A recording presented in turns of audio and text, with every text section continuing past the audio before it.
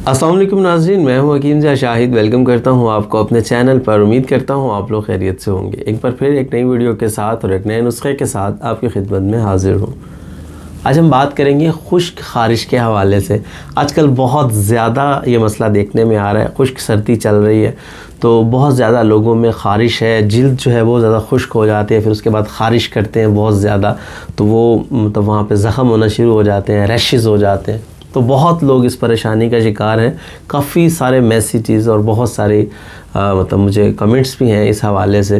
तो क्या इस्तेमाल करें, क्या नुस्खा लें कि खुश्क ख़ारिश से हमारी जान छूट जाए।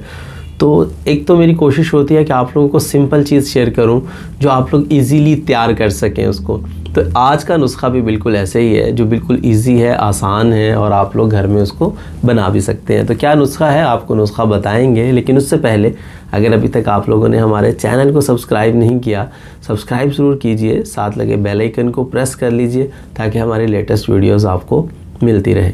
तो बताते हैं आज का नुस्खा। आपको 3 चीज़ें आप लोगों को चाहिए होंगी। नंबर 1 पे अगर हम बात कर लें तो गंधक आंवला सार चाहिए होगी। नंबर 2 पे हमें काली ज़ीरी चाहिए होगी। नंबर 3 पे हमें गेरू चाहिए होगा। ये 3 चीज़ें हैं, तीनों ही हम वज़न हम लेंगे। आपकी सहूलत के लिए लिखी भी आपको मिल जाएंगी। तीनों आप लोग 50-50 ग्राम ले लें या 30-30 ग्राम ले लें, बहुत है। अच्छा, 30-30 ग्राम अगर आप लोग ले लेते हैं, गंधक आंवला सार 30 ग्राम ले लिया आपने, काली ज़ीरी जो है वो भी 30 ग्राम ले लिया आपने, गेरू जो है वो भी 30 ग्राम ले लिया। इन तीनों चीज़ों का आपने पाउडर तैयार कर लेना है, सफ़ूफ बना लेना है। पंसारी की दुकान से 500 मिलीग्राम वाला कैप्सूल आपको मिलेगा, वो आपने ले लेना है और उसको अच्छे तरीके से फिल कर लेने हैं। 500 मिलीग्राम वाला जो कैप्सूल होगा उसकी जो मिकदार ख़ुराक है, मतलब कि तरीका इस्तेमाल है वो ये है कि एक कैप्सूल सुबह, एक दोपहर, एक शाम, खाना खाने के तकरीबन 15-20 मिनट बाद आप लोग ताज़ा पानी के साथ ले लेंगे।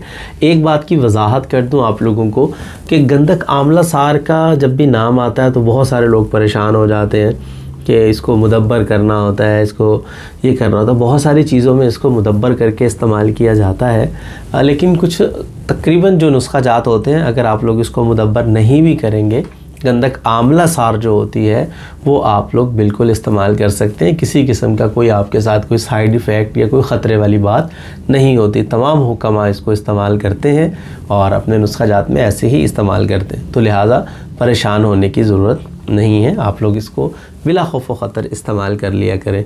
बहुत सारे लोगों ने मतलब मुख्तलिफ़ बातें इसके हवाले से शेयर की हुई हैं, लेकिन उनमें कोई सच्चाई नहीं है, तो आप लोग इस्तेमाल कर सकते हैं। कोई साइड इफ़ेक्ट इंशाल्लाह नहीं होगा। अच्छा, नुस्खा तो आपने समझ लिया, तरीका इस्तेमाल भी आप लोगों ने समझ लिया। एक चीज़ जो सबसे अहम है वो है परहेज़। वो बहुत ज़रूरी होता है और ख़ास तौर पे इस बीमारी में ख़ारिश के अंदर आपको परहेज़ जो है तकरीबन 70% आपको जो है परहेज़ से आपको फ़ायदा होता है। अब परहेज़ क्या, वो सुन लीजिए। तमाम गर्म अशिया आप लोग इस्तेमाल नहीं करेंगे, अंडा वगैरह ये सब चीज़ें जितनी भी होंगी इस्तेमाल नहीं करेंगे। तली हुई चीज़ें, ख़ास तौर पे ज़्यादा चिकनाई वाली चीज़ें, ये आप लोग बिल्कुल इस्तेमाल नहीं करेंगे। ज़्यादा गरम मसाले, अब आप लोग कहेंगे कि सब कुछ तो बंद कर दिया तो खाना क्या है। गरम मसाले ज़्यादा मिकदार में इस्तेमाल नहीं करने, मतलब जो घर का सिंपल सालन होता है वो तो आप लोग इस्तेमाल कर सकते हैं। अब तरी ज़्यादा इस्तेमाल नहीं करनी।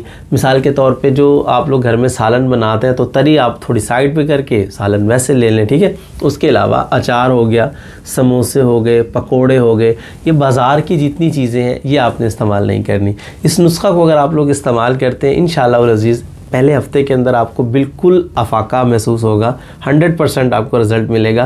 लेकिन इसको आप तकरीबन 30 डेज़ रेगुलर यूज़ कर लें तो इंशाल्लाह हमेशा के लिए खुश्क ख़ारिश से आपको जान छूट जाएगी। तर ख़ारिश भी हो तब भी ये नुस्खा आप लोग इस्तेमाल कर सकते हैं, लेकिन ज़्यादा रिज़ल्ट इसके खुश्क ख़ारिश के अंदर आते हैं।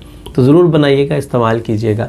उम्मीद करता हूँ आज की वीडियो भी आपको पसंद आई होगी। अगर वीडियो पसंद आए तो लाइक कीजिए, शेयर कीजिए, ताकि आपके साथ साथ बहुत सारे लोगों का फ़ायदा होता रहे। तो आज के लिए इतना ही था, मिलते हैं किसी अगली वीडियो में। हकीम ज़ा शाहिद को इजाज़त दीजिए। अल्लाह हाफिज़।